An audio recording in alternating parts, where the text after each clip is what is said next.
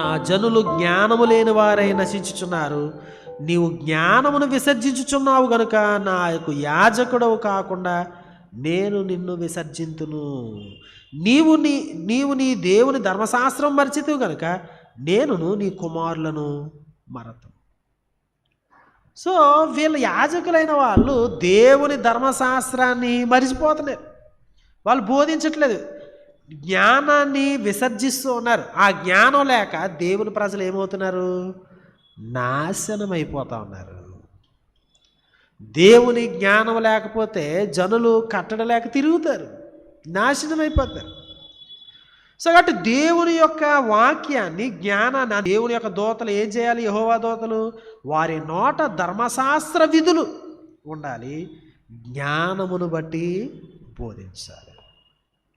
ఇప్పుడు మీరు అందరూ వచ్చారనుకోండి, నేను ఏదండి చక్కగా 2-3 జోకులు వేసి సరదాగా మిమ్మల్ని నవ్వించి కవ్వించి సరదాగా ఎంటర్టైన్మెంట్ చేసి ఇట్లా చేసినాం అనుకోండి, ఏమవుతుంది? మీరు ఇంట్లో కూర్చొని ఏ జబర్దస్త్ చూడొచ్చు కదా, ఎక్కడి వరకు రావడం.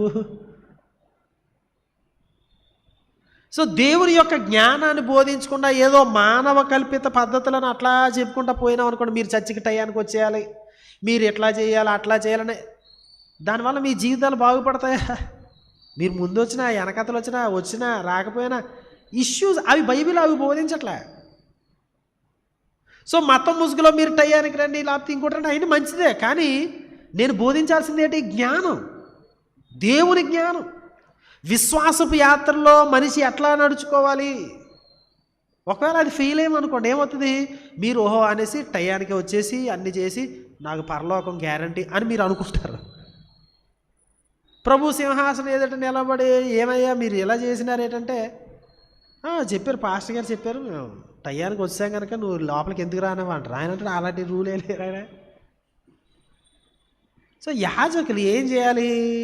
సత్యాన్ని, జ్ఞానాన్ని బోధించాలి. ధర్మశాస్త్రం ఏం చెప్తుందో దానిని బోధించాలి.